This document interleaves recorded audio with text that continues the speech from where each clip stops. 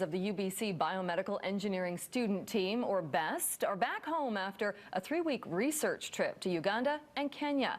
The team was identifying challenges at African hospitals and working with local clinicians and researchers. For more, we're now joined in Vancouver via Skype by UBC BEST members Blake Henderson and Andrea Marshall. Thanks to both of you for being here.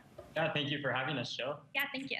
All right, one of you start and kind of give us the background. Tell us what the purpose of the trip, beyond meeting with the staff there. What were you focused on? Yeah, so we are two representatives from the UBC Biomedical Engineering Student Team. The purpose of our team is to develop different medical devices to help address clinical challenges. We're two members of our newest project, the International Medical Device Initiative. So ourselves and two other members, Marisha and Georgia Jabowski, went to Africa for the past 3 weeks to identify challenges. So this year, we really want to steer our medical device towards a more international perspective. And what does that mean? Is that the types of devices or the types of medical equipment that staff members there are using?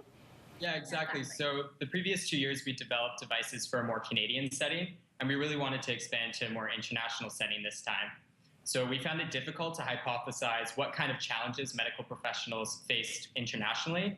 So luckily, with the very generous our donors, Dr. James McHugh, Mr. Paul Geyer, and the Spencer Creer Foundation, we had the opportunity to travel to Uganda and Kenya to speak to medical professionals firsthand about the challenges that they face in order to come back home with that information and develop a medical device over the next couple of years. Wow. All right. Andrea, what was it like, the reception you got to going to the clinics, and maybe describe some of the places that you went?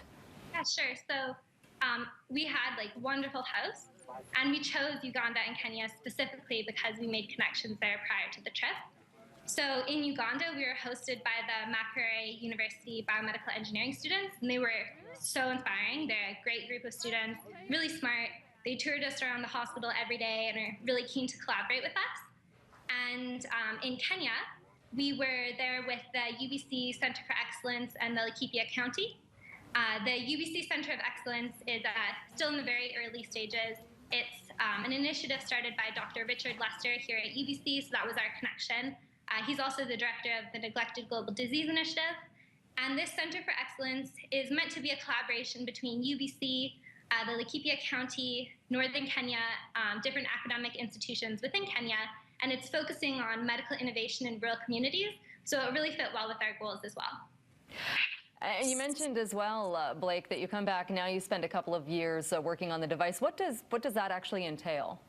So now that we've returned, we've brought all the information back that we've gathered abroad, and we're going to share that with our team. And this coming week, we actually have a debrief session where we're going to be sharing our findings with our team, medical professionals in the local community, as well as engineering professionals. So once we do that, we'll start writing proposals for a future device and start deciding what we want to pursue over the next coming years.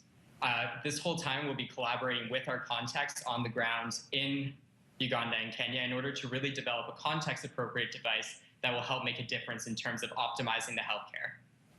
And I guess one of the things when we think about different countries in Africa, we tend to only really see them in the news when there's something going wrong, whether it's an Ebola outbreak or some other disaster that's happened. This seems to be something much more constant. It's monitoring, and it's kind of looking not so much smaller picture, but looking at an area that still needs a lot of attention. Yeah, I would agree. Yeah. And Andrea, did you get that sense when you were there that the people you were meeting with were appreciative of your involvement? Yeah, of course. I think the people that we met with there, they were really appreciative that we came and we actually were in the environment and seeing what they needed.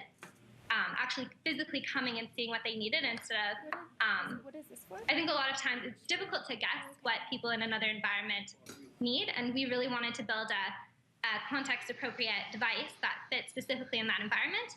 So they were really appreciative that we came and saw what they needed first. And you're working on the device now. Any plans to return? Yeah, I think we would love to return with a prototype and actually go there and get feedback in person, but I think that's a couple years down the road. With all the 3D printing and all the advancements now, you never know, it might be faster than you think. Yeah, sure. Depends on what we choose, I think. Exactly. Well, I thank you both so much. I know it was a long trip home for you, you and the two others as well. Thank you so much for coming, for joining us on Skype tonight. Yeah, thank you for having us. Thank you very much. All right, those are UBC BEST members, Blake Henderson and Andrea Marshall.